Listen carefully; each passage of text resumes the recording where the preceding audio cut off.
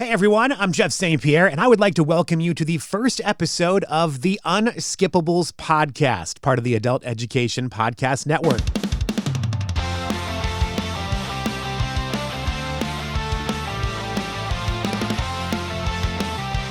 If you're finding this show because you listen to Adult Education, I certainly hope you like what you hear and you check out future episodes. If you're new to the network here, I would love for you to check out some other episodes that I've got floating around right now. I've been toying with the idea of launching a new show for a while. I've been hosting the Adult Education Podcast now since January of 2020. I love doing it, and I plan on keeping it going, but I wanted to try something new that focused more in the world of music.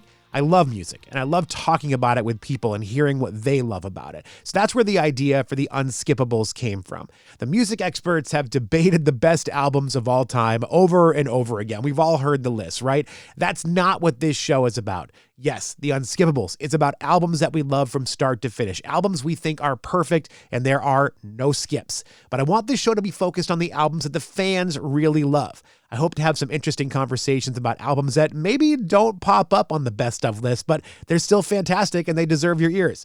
The first episode features a discussion between myself and two of my very good friends, people I enjoy talking about music with. It's the first episode here, so please don't be too hard on us. I needed someone to be the guinea pigs for me as I got ready to launch this project. I've already made some notes on how to make the show better, and we're going to be changing some things up a little bit as we move on. But please enjoy the inaugural episode of the Unskippables featuring Josh Partington and Matt Burnett. Let's dive into the first episode of the Unskippables with two of my very good friends, Matt Burnett and Josh Partington. Hello, boys. Thank you so much for hanging out. What's up, Jeff? The last time the three of us got together for an interview of some sorts was like 2003, I think, as Matt and I were wrapping up our college radio show, and Josh was kind enough to call in from the West Coast. Not surprising.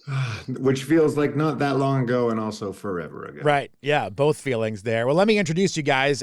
Josh Partington, lawyer extraordinaire. Should I call you Josh Partington Esquire during this conversation, or? Mr. Partington is fine. Mr. Partington.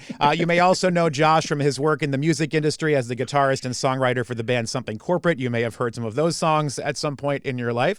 So Josh, again, appreciate your time today. And Matt Burnett, a very close friend, and actually the reason Josh and I know each other because Matt and I went to college. Matt, I feel like I know you work with medical stuff, but I have no idea how to describe what you do for a living. You're not alone, Jeff. Okay. My wife has a difficult time explaining that. But yes, I work for a medical device company, and I actually currently oversee the learning and development team, I've done a lot of different things. It's great. I get to help people learn things. But yes, it is far and away from what I thought I'd be doing at 18 when Josh and I had a record label. That's right. Random Play Music, the RPM music years. That's right. We used to go around and wear our T-shirts to around campus and around the cities and slap up stickers. I think we actually went to a bar once and we just took the stickers and put them everywhere, thinking, oh, they'll stay, and they were gone like before. There was one on the urinal in that bar, if I'm not mistaken. Sounds about right. I mean, it's great advertisement. Great advertisement.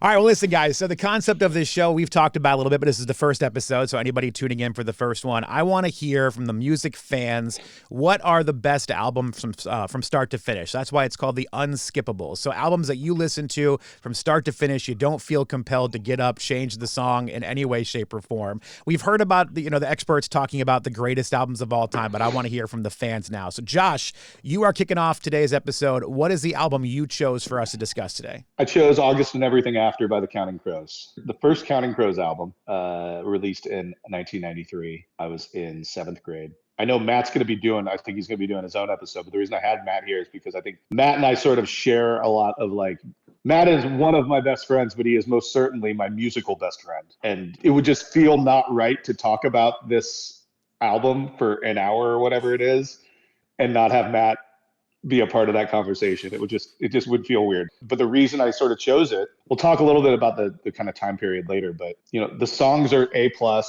all of the songs are amazing. I think it's the Counting Crows' best album, and the production on this album is unbelievable. This is from sort of a musician standpoint. I think this is T-Bone Burnett's best album that he produced. I went back and sort of went through his kind of discography, and I'm like, I even actually listened to a couple of his other albums in anticipation for today. And I think this is just the one where he just nailed it. He just nailed everything, and it's just where everything kind of came together. So that's why I chose this album. So really quick background about the album in case you're not familiar with Counting Crows or with this album, August and Everything After. As Josh mentioned, it was their debut album, came out in September of 1993. Initially was kind of viewed like it was going to be a flop or kind of like an investment for the label in a way. But then MTV really picked up Mr. Jones and the music video for that, and it just skyrocketed in 1994. Counting Crows just dominated, had 5 singles that charted off of this album, and they even had Einstein on the Beach, which was from a different record that kind of charted in the middle. It was actually their highest charting song from this time period, and it wasn't even on this album. So they had 6 singles in like a 2-year period, essentially, from this record, and it really just catapulted Counting Crows into the next level. So Josh, we'll start back with you here.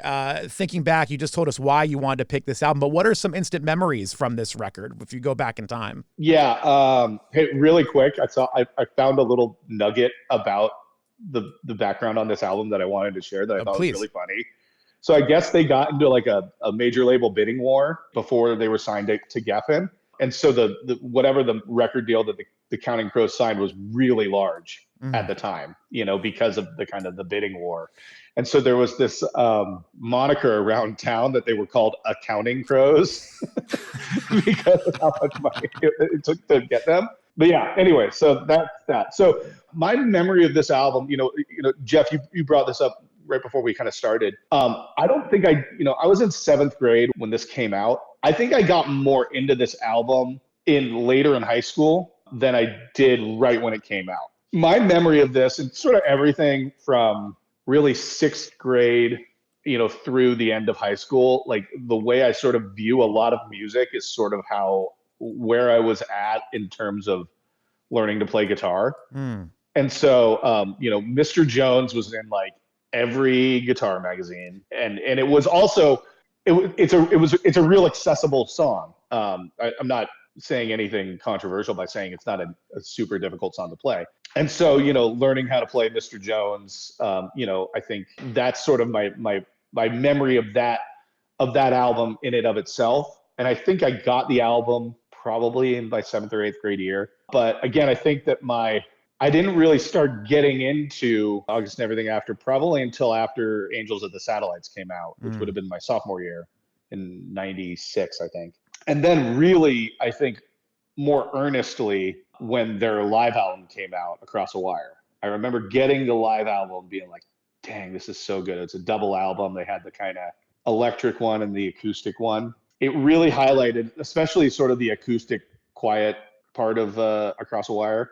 I think that really highlighted their just how great the songwriting was and the arrangement. So I don't know, Matt, what's your memory of this? Because I don't know that you and I really talked about this album much, probably till our senior year.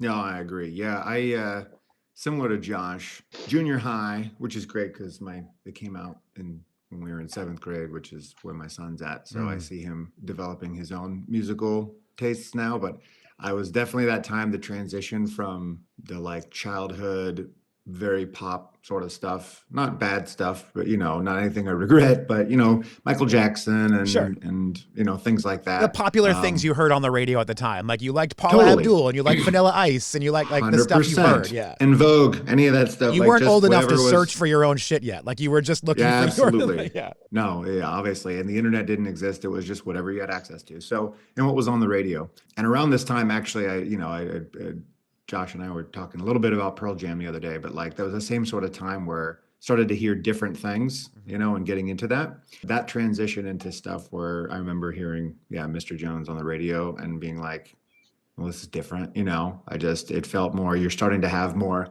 adult feelings and thinking about girls and where you fit and emotions and stuff. So yeah, I think it hit me, but I agree with you, Josh, that really hit in high school. Continued to take deeper listens. And I think that's when I would go back and listen more and talk more about it later, but like really connect with some of the lyrics or even try to learn more about it as much as you could at that time. But yeah, I think all of those songs hit. And especially at a time when I think we were more inclined to listen to albums all the way through because you couldn't pick one song at a time. But I know that I remember plenty of albums where it's like, skip. Or I remember on the CD machine, the CD machine. Sorry. Yes, the CD machine. On the stereo that I had, if you guys remember yours, you could program it. Do you remember that? So you could program which songs could play. Yeah, that sounds right. And so, right, I remember for certain albums, I would program it so that I could just sit in the back and listen, but it would automatically skip kind of the crummy songs.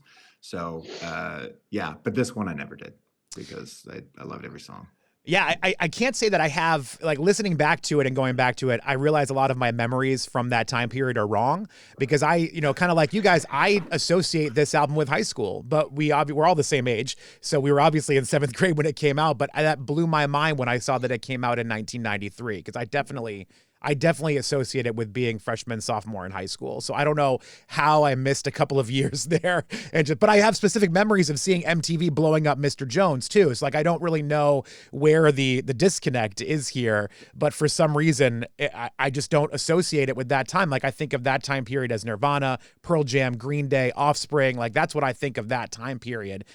Counting Crows doesn't seem to fit in there for some reason, but yet they still were, and they obviously blew up and had this massive impact on the music industry. Interestingly, I was looking at this band's sort of discography, and I'm interested to hear your take on this. But as I was looking at it, if I were to put the albums in order of how I like them, I think it would be in chronological order. Like exactly. Like I think, and that kind of bums me out to say because it's kind of like, well, you guys got worse as you got older, but like I feel like this is their best album. Angels of the Satellites is their second best, and then it kind of slowly went downhill from here. But like to your point, Jeff, I think part of it was that like this is a very mature album. Yeah.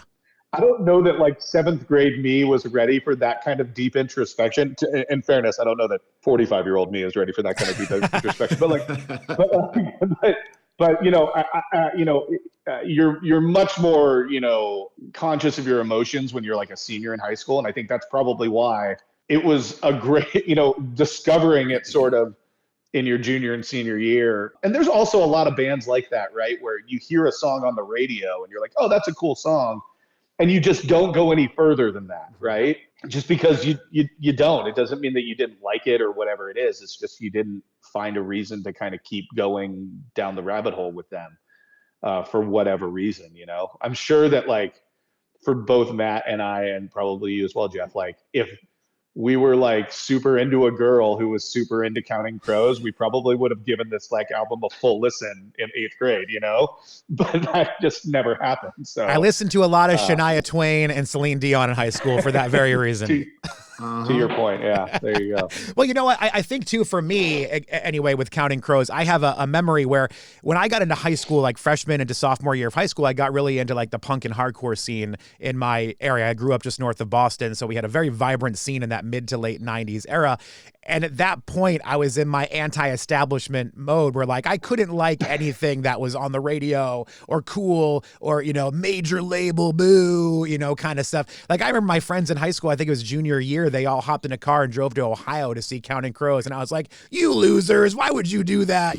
But now I'm really jealous I didn't go because I feel like that would have been such an awesome time to see them in like 1998, to go to Ohio for whatever reason to see them play. But I don't think I gave this album or their albums at the time a fair shake because I had this like own inner battle of like, I got to be a music snob because I like hipper stuff than you do kind of thing, which is stupid. I think you're not alone in that, Jeff. I think like you think back, I don't know if it's cringing, but you just think about the way that you view the world, and we're all parents. And so I think you see it through a different lens now where you're like, okay, that's part of the progression, right? Yeah. Of adolescence where you're like, I'm trying to define myself. And so I can relate to that too. Mine, you hit it a little bit earlier, but mine was kind of later, but I related to that where it's like, I must reject all that is mainstream. And, at college, I think my uniform was basically a black shirt and jeans like every day of the year. But I think to your point earlier, Josh, the reason that I connected with it, I think, was, repeat listens, right? And that when you heard it and you're going through deeper emotions later in high school, it hit a little more than in seventh grade. And another thing was, I think once you find, like, high school time is such a time of peer pressure and wanting to fit in, and not always in a bad way, but I think I remember, meeting you, Josh, in high school, and then even other people along the way where you're like, oh, you like this band too? And then maybe you go back a little bit. You're like, okay, this is something you can connect on. And Right. not that it's okay. I was never embarrassed about loving this band, but you go, I'm going to listen a little deeper because we can talk about it, which was something that I don't remember talking with people about music in junior high. Like, I like it, but you're maybe more into whatever, sports or school, or even just, what was on TV or something. Right. Well, let's dive into the record. Let's talk about some of these songs here. And I want to go right to track one, because I think my first thought going back to it was Round Here is track one on the album. And I think that's a bold move for a track one. Now, Josh, you've had a hand in putting together track lists for, albums getting put out for years. I look at Round Here as more of like a vibe shift for like track 5 or 6 or something, to me, it's a very interesting choice for a lead off track on an album. What are your thoughts? Yeah, bold is a good choice, is a good word for that. It doesn't start, the music doesn't start for 15 seconds. Which back then wasn't that abnormal. That wasn't a huge thing in the 90s that we would be like, these are all 4.5 minute long songs, which now seems crazy. But back then, that was fairly normal. Yeah, it really defines this album, though. I went back and forth and thinking about the track listing for this, and kind of like, should this have been, because part of me thought, after listening to it the first time, I was like, Round Here should have been the last song. And then I kind of came back around on it after I listened to it a second time. Actually, I think they did it right. I think they had it right. The only thing about it is that Round Here is a really deep song. Mm-hmm. It is a very mature, deep song. And when you put that out as your first song, you're really kind of like, you're sort of setting the bar for being like, this is a really deep album. And I don't know that most bands can live up to like 11 songs at that level, right? And this album does. But it's real, it's ballsy, right? Because that is like probably one of the deeper songs on the album, and and I think we'll probably talk about this a little bit more too as we talk about the production. You look at who plays on this album. There's 5 members of the band, and then there's also David Emmergluck, who wasn't in the band but plays on the album, and then was later in the band. So there's 6 guys in this band, right? 6 people in this band. And the thing that I was consistently surprised by with this album, and this is a really good example, is that when you have 6 people in a band, a lot of times you hear it even when it's all kind of humming, it sounds busy. Mm-hmm. It sounds like there's just a lot going on. And this song especially, and a lot of songs in this album is very sparse. It's very quiet. T-Bone Burnett did a really great job of keeping it sort of like super simple. Mm. And there's such a warmth. This was back when I haven't recorded an album in a long time. I recorded recently, but they don't do things as much to tape anymore. Mm-hmm. And there was like a warmth that you could hear to recordings that were on tape versus recordings you can hear that are digital. And they've done better with that over the years, but you can really hear the warmth of the recording in this song. The guitars sound great, everything just kind of works kind of perfectly. Yeah. I definitely remember, for some reason distinctly, the beginning of the album and thinking, did I get a bad CD? Because where's the song? Right. But I also, I think later really enjoyed that, because it was just sort of like, you had to listen in. Mm-hmm. And I think once you listen closer, and I think as I got older, listening with headphones, learning that you just hear different things, and that sort of low hum of a kind of guitar coming in at the beginning, that just you feel it's kind of eerie, like pulling you in. And yeah, I always really enjoyed that. And I agree with you, Josh, that it's like, we'll talk about the last song, Murderer One. It's like that one they end on what would sound like a beginning song, right? It's like an inverse of what would typically happen. But I always loved the imagery, and I think that was the part of it too, of the appeal, right? I think this music is there's more storytelling in a lot of Counting Crows songs, and I always really liked that.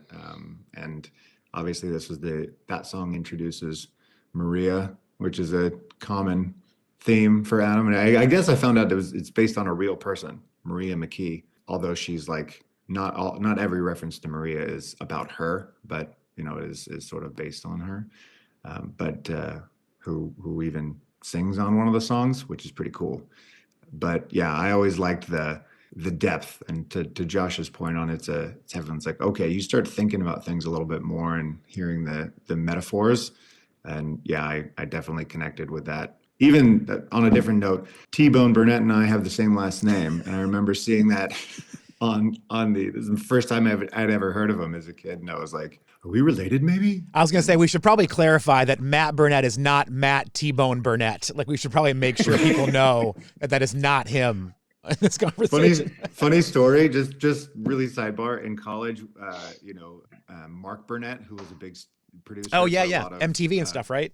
Or like reality shows or whatever. Reality shows and stuff. And it was really popular. I definitely made people think that was my dad. Well, and that was before people could find out within 10 seconds. Right. Like, nope, not true. Exactly. I think over the years, Round Here is the one that still stands out for me as my favorite track on the record. Like, I think I've always been more of a music person and a harmony person versus a lyric person. So my favorite songs, I couldn't sing you half of the lyrics of my favorite songs, but I can tell you how the song transcends. And I always love that guitar part, I'm not even gonna do it right. Josh is probably cringing at the way that I did the harmony. I might be tone deaf, but that whole that part I always loved in that song. It always gives me a little goosebumps when I hear that. But let's move on, because we got a lot of tracks to get through here today. Omaha is track number 2, and my only note for Omaha was accordion. That's the only note that I made. Oh, well, there's a couple of notes. I'm gonna use this as my opportunity to add in my question to you, Jeff. But okay.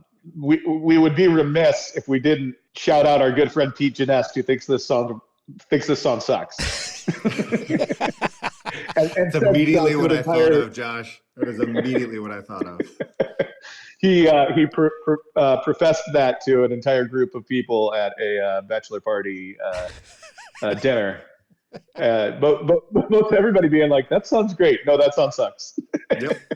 It was my bachelor party, and I remember it distinctly. It's like, you're wrong, dude. You are 100% wrong.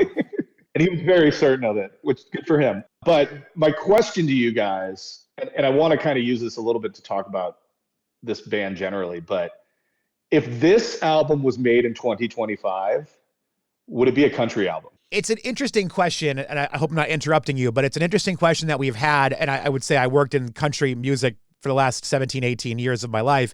And we've had this conversation because, Darius Rucker started to have a country career. Sheryl Crow kind of came into the format. Jewel at one point started to cross into country. And when you look back at some of these 90s alternative acts, they were alternative because there was literally no way to describe what their sound was. But as the country sound started to shift, like Hootie and the Blowfish, we could play that stuff on country right now, and I don't think anybody'd be mad about it. Like, I think there's an element of it that fits really well. So yeah, I don't know if all of Counting Crows would fit, but I see where you're going with this. Like, I do think some of these songs could easily fall into the country world at this point. Like, they would fit in really great with newer acts like the Red Clay Strays. I think they would really fall into that vibe more than, the 90s country by any means, but I think they could fall into it now, yeah. Jeff, you obviously, know so much more about country music than maybe Josh and I, but I think at that time too, the distinction of what country was, I think a lot of us, myself included, thought of it as the most simplistic, twangy, somebody stole my truck, sort of stuff. And it was not my cup of tea. Right. And the older I got, I think to the points that you're both making, there's an element of certainly what is country, but like when you have certain instruments or a style that so many more artists have taken on, as you've talked about, I definitely see that, and it's maybe a style or even an attitude. And I have a question about that for you, Jeff. And you're seeing that of like what defines that, because it's not necessarily. I mean, obviously you go back and it's like Johnny Cash or something like that. But modern takes, I think you hear people that are country artists, but they have songs that on the flip side would play on another genre. Yeah, I think country has shifted about every, 5 to 10 years. You get a big shift in country music. Like you mentioned, Johnny Cash, Hank Williams, like you got the OGs, but even like at one point, like Kenny Rogers was considered country at one point, and that was a big shift. John Denver was a huge shift at that period of time. Garth Brooks, country radio, when Garth Brooks came out, did not want to play him. They thought he was too rock and roll, so they didn't want him on the radio. Then look what happened. Shania, obviously, another one that had that interesting shift. As of late, like Morgan Wallen, a name that people might know better. I mean, Morgan Wallen's basically a hip hop artist with a country twang in his voice. There's not a whole lot of quote unquote country in his songs besides his accent, but he's considered country and he's a huge artist right now. So yeah, I mean, I think it shifts as time goes by, and I think there's a lot of interesting stuff. Country is also, not to harp on this, but has also broken off into a lot of its own genres. Like rock did. You had rock, alternative, punk, whatever. You've got like punk country. You've got alternative country. You've got like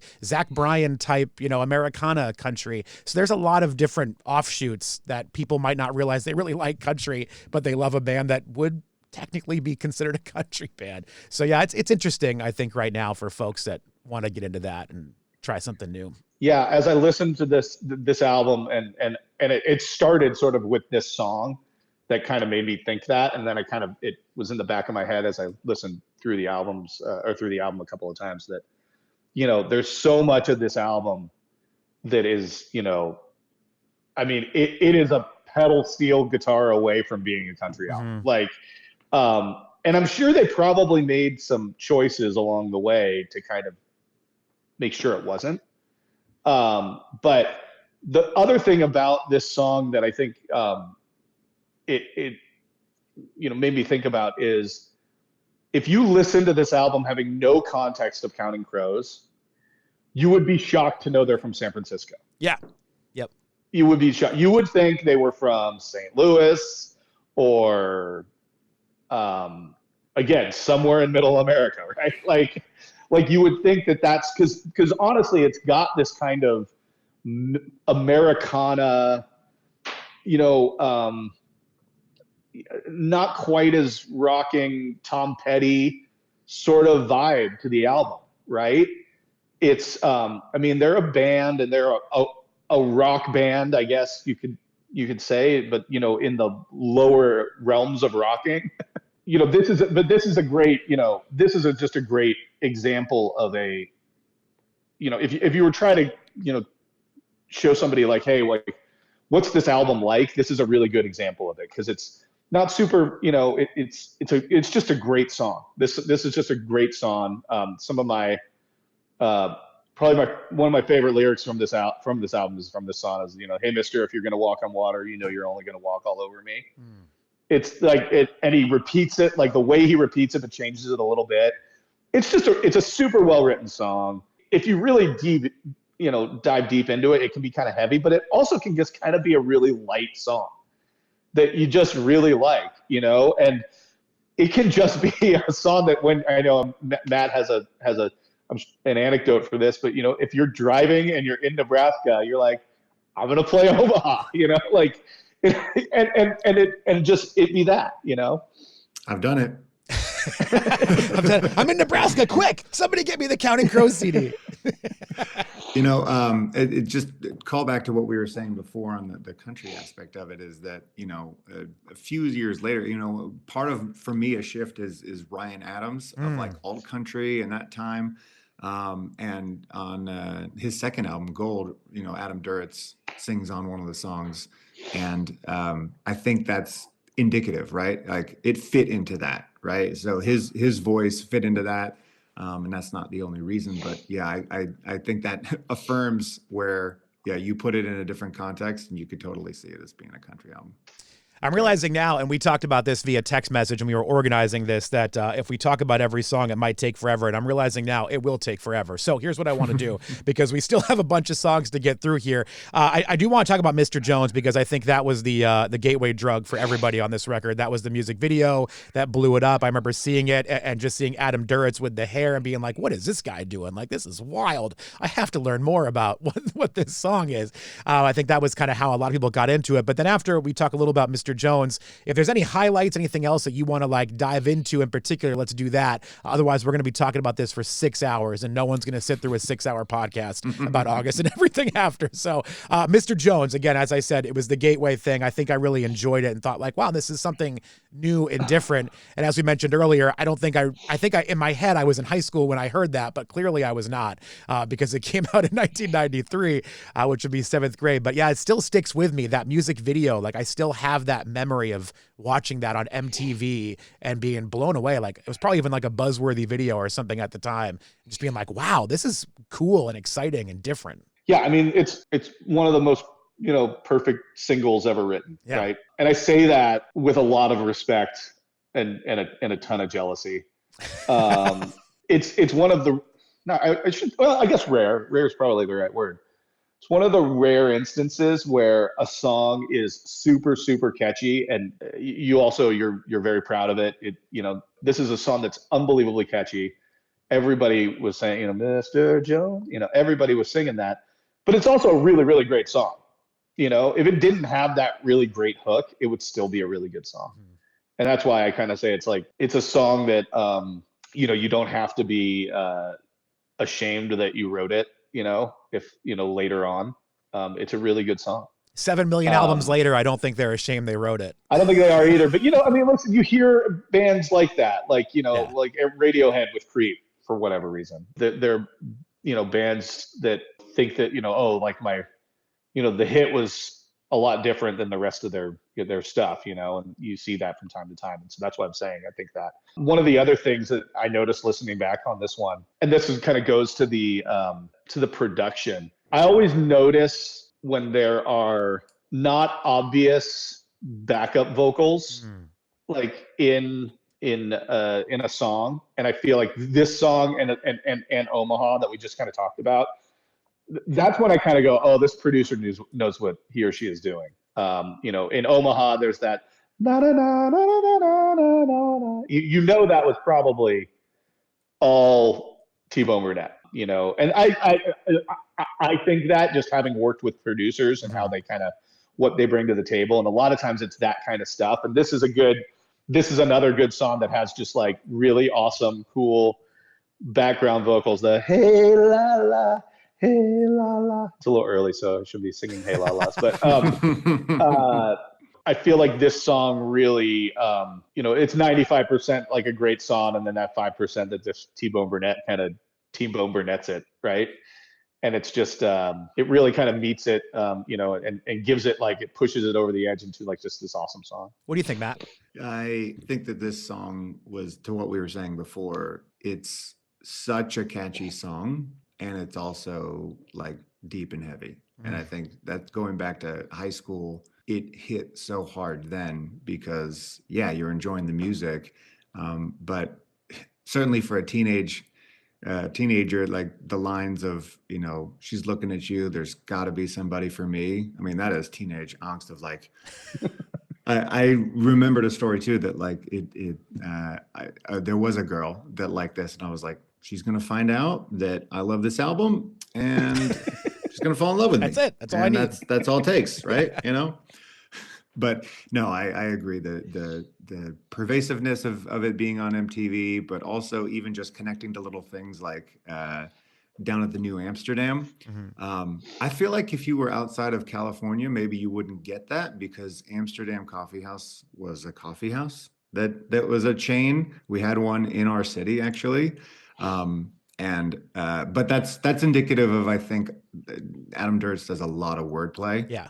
And so there's a lot of things that you wouldn't pick up on without closer examination. And I think that was something that I admired about that too, of just, the poetry of it. There's definitely some highlights on the rest of the record. I hate to skip forward that fast because there are some great songs on here. But one thing that stood out to me listening to it is I don't think I ever gave Counting Crows enough credit for being a massive influence on Something Corporate.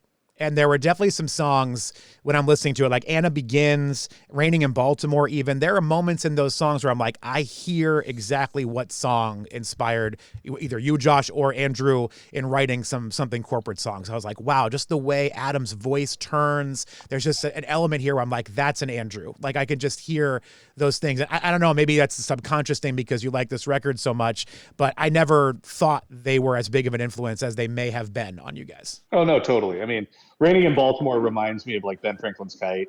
It reminds me a little bit of that song. I hear a little Miss America in that one too at times. A little bit, right? Yeah. No, certainly. I think that was one of the things, and this isn't a Something Corporate podcast, but like, to your point about how, when Counting Crows kind of came out, they weren't a grunge band. Yeah. There was a little bit of like, well, what do we do with this band? And then they kind of found a place for them. And I think for Something Corporate, we always hoped that like the massive, the corporate music conglomerate, whatever it is, right, kind of similarly found a place for us, that we were just kind of a band. And newsflash, they didn't. But so now in fairness, none of our albums are as good as August and Everything After. So let's be fair. But yeah, I think that's definitely true. Amongst other bands too, Counting Crows was very high up there on the songwriters we wanted to be. If cell phones existed in high school, you would have been able to see them playing Long December at lunchtime at our school. Yeah. Damn it. There you go. The whole album, but Anna Begins was actually probably my favorite song of the album at the time. I think just there was a building to it, and I don't know. I think that was maybe the first song that hit me in a way where I couldn't stop listening to it at that time. I felt like I found new things and maybe harmonies and stuff that came in. I think that was just the beginning of appreciation for that. And that girl liked that song, so that didn't hurt either. It always comes back to a girl, doesn't it? Real quick, I wanted to talk about please.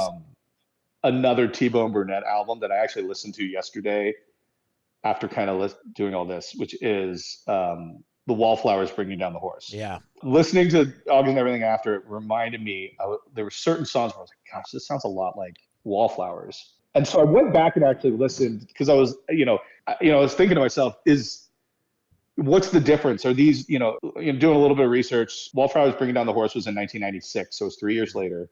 Sort of listening to them right next to each other, you can absolutely tell it's the same producer.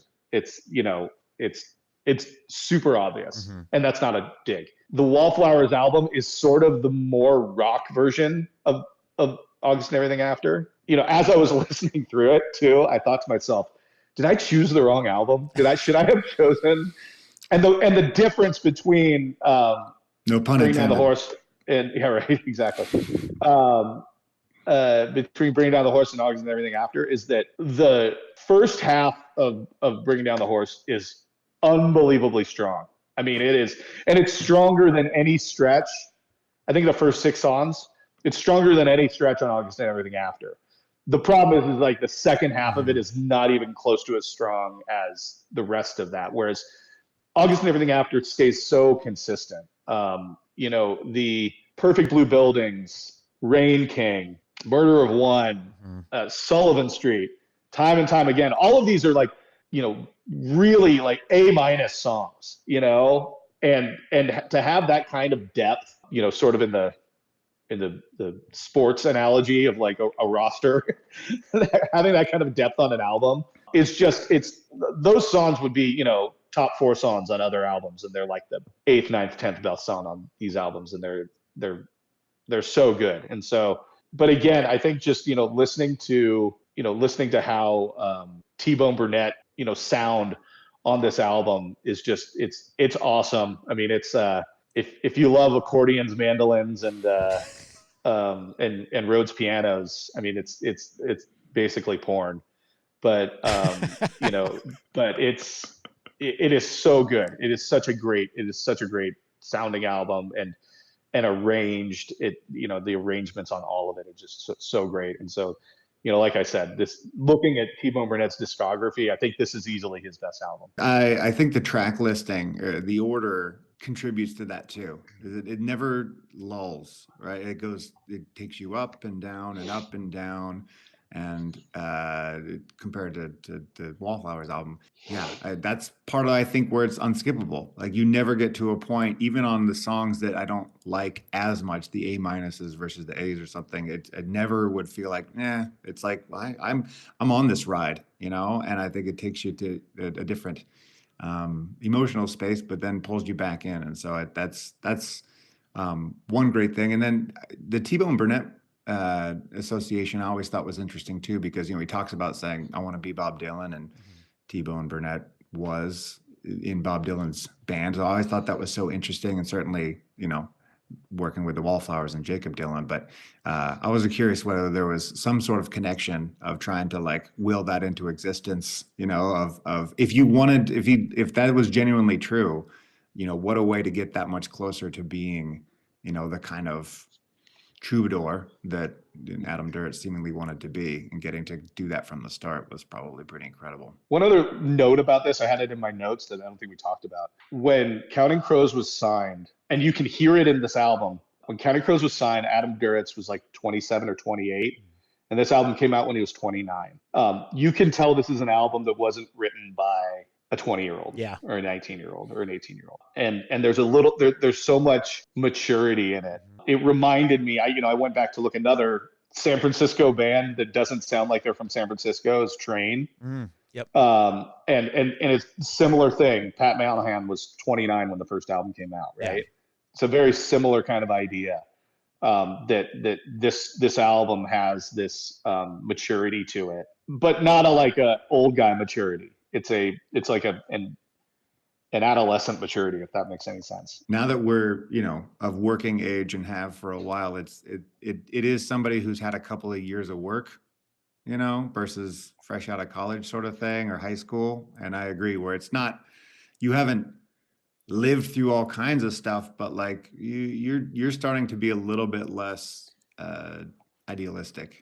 You have a different framework of like, oh, okay, maybe life is a little bit harder, or it's not all going to work out, which I think brings out a different depth. And that's probably a big part of it, of why a debut album from a band to have that level of depth at 27 years old, I think is pretty unique.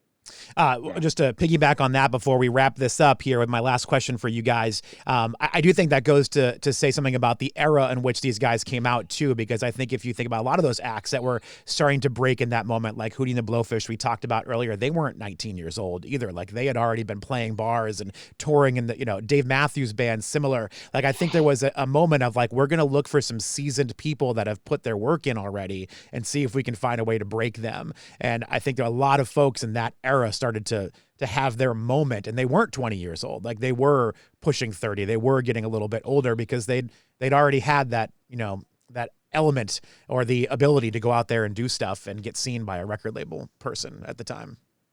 Yeah, I feel like though there is a little bit of a difference. I agree with you, but I do feel like there's a little bit of a difference of like, somebody who's been Dave Matthews, and I think also, Hootie and the Blowfish, they sort of grew up being a band trying to make it. That's fair.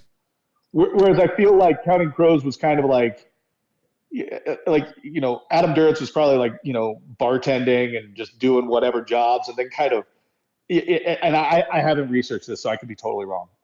But, kind of fell into being a lead singer, like that wasn't like he came out of high school being like, I'm going to be the lead singer in a band. Mm-hmm. I think it was more like, I can sing, but I'm going to come out and, because he went to Berkeley for a little bit, dropped out or whatever, and, lived in the world, to Matt's point, and kind of, got his heart broken a couple of times, and also kind of learned that like the things you're told in grade school, like you can do whatever you want, isn't always totally true, and that the world, the world can kind of be unfair, and kind of experienced a little bit of that unfairness from just a general living in the world kind of viewpoint, rather than, there's like, it's kind of like the difference, I think about all of these bands that, like we're in the Seattle scene, Soundgarden, Mudhoney, and all of that.